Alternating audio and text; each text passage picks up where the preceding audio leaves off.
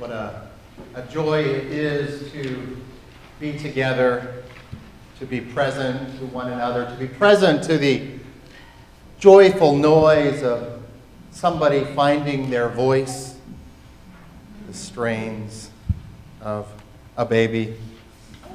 In this season of expectant waiting, as we await a child to be born, as we await the birth and rebirth of hope and love, it brings to my mind my own expectant waiting.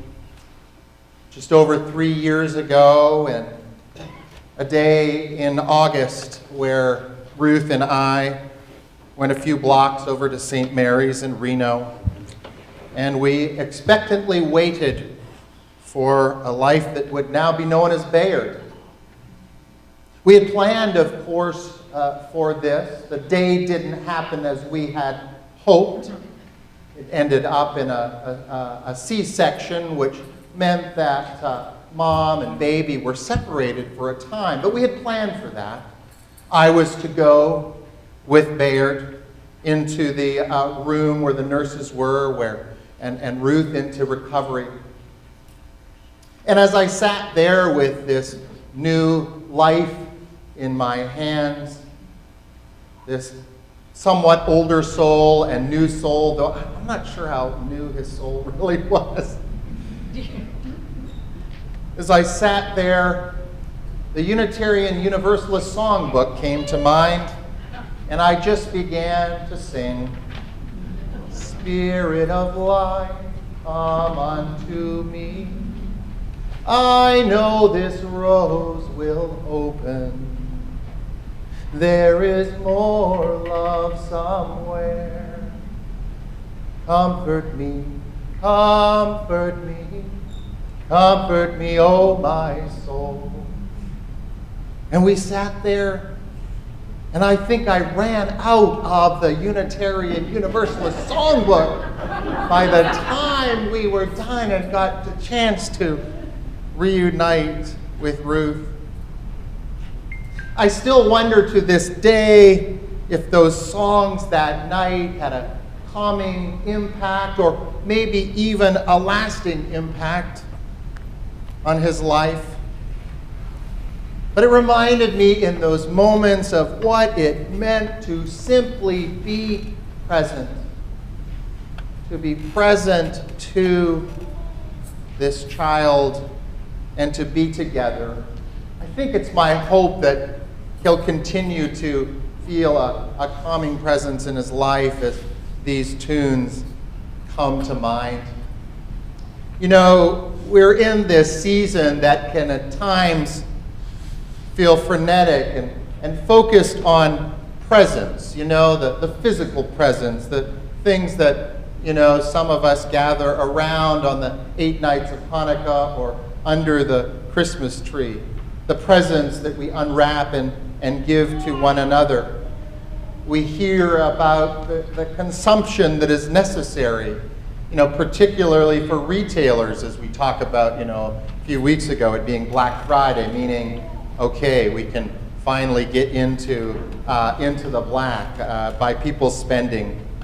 We think about getting the exact right present. I overheard my oldest son and grandparents talking about what the possibility was for that the other day on the phone. Just getting it exactly right. And yet I think that we need also to think about what is the gift that we give each other in simply being present.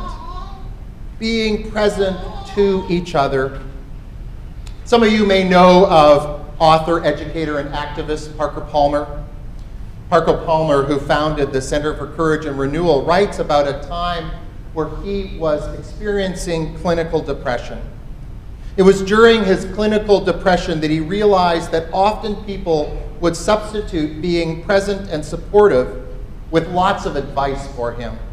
He writes, "My misgivings about advice began with my first experience of clinical depression 35 years ago. The people who tried to support me had good intentions, but for the most part, what they did left me feeling more depressed. Some went for the nature cure. Why don't you get outside and enjoy a beautiful day? When you're depressed, you know intellectually that it is beautiful out there, but you can't feel a bit of that beauty because your feelings are dead. And being reminded of that gap is depressing. Others would-be helpers tried to spruce up my self-image. Why so down on yourself? You've helped so many people. But when you're depressed, the only voice you can hear is the one that tells you that you're a worthless fraud. Those compliments deepened my depression by making me feel that I defrauded yet another person. If he knew what a worm I am, he'd never speak to me again, Palmer thought. But he says, here's the deal. The human soul doesn't want to be advised or fixed or saved. It simply wants to be witnessed, to be seen, heard, and companioned exactly as it is. When we make that kind of deep bow to the soul of a suffering person, our respect reinforces the soul's healing. Resources, the only resources that can help the sufferer make it through.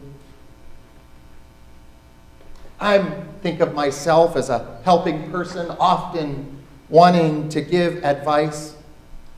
But I was faced with a situation when I was doing my clinical pastoral education.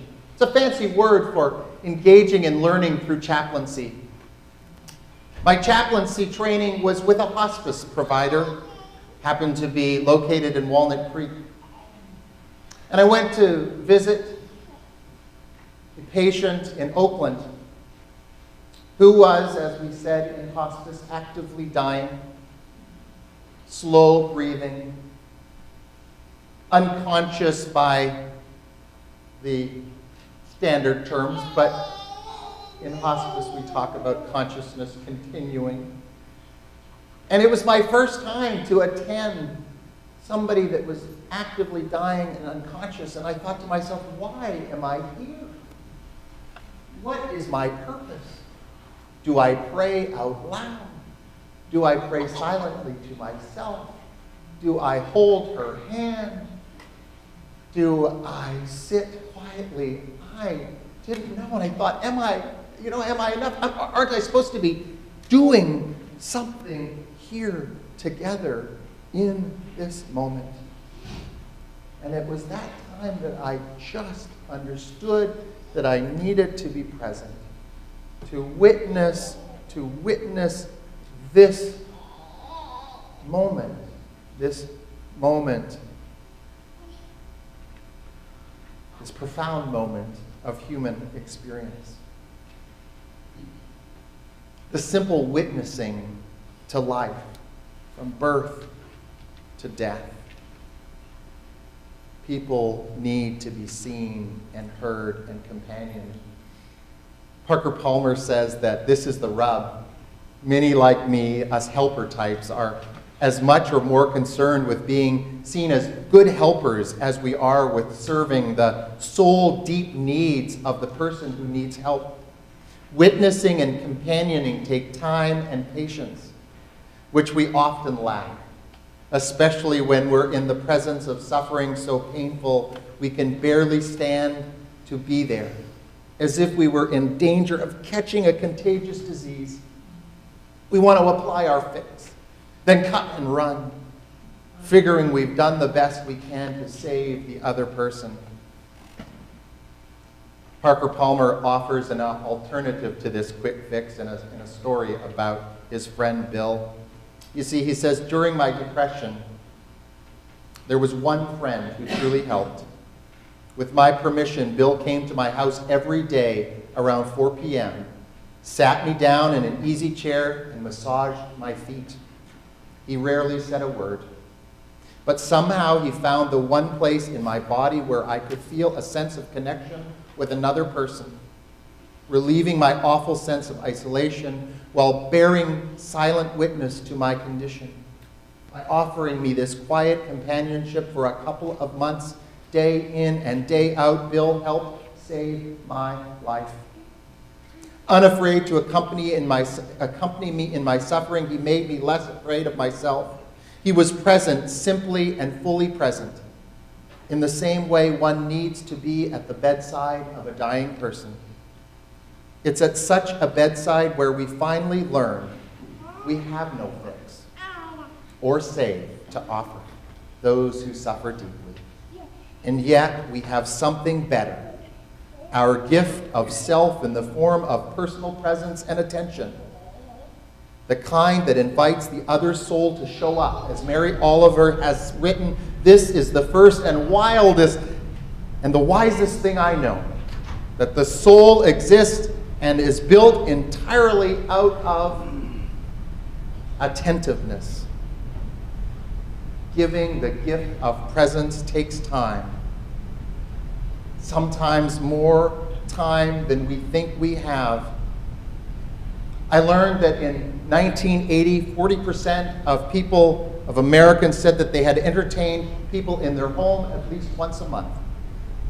It has now declined to about 20% saying that they entertain people in their home about once a month. Now, this could be related to the scarcity of time. It could be related to the changing patterns of work and home life.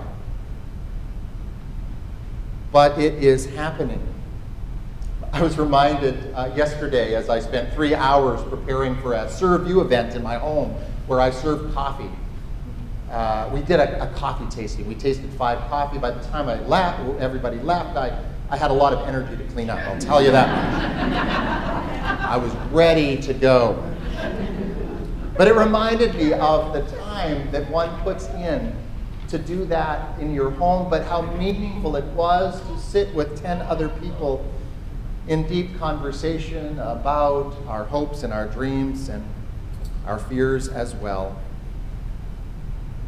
Maybe you don't have enough time to do that, but I know every Wednesday night you can come here at 6:30 for a community dinner and share the presence of your community while breaking bread. I know that you can participate in community circles, an elder circle, grief groups, so many opportunities to be present to one another in religious community. As Parker Palmer tells us, being present, simply and fully present to one another, is life-saving. Somebody once told me in seminary that you only have one sermon and you just give it over and over. It just has different words in it. I think that these days I've been thinking a lot about this idea of loneliness and how we can be engaged with one another to overcome that sense and be witness to each other's lives, and the importance of that we do for each other in religious community. So in this season of lights, the miracle of the lights of Hanukkah, the anticipation of this season of Advent, the return of the sun as we think about solstice, may we also be the light in each other's lives by our presence. In a time where sometimes presents are often more valued than presents, how might we give this gift of presence to each other? May it be so.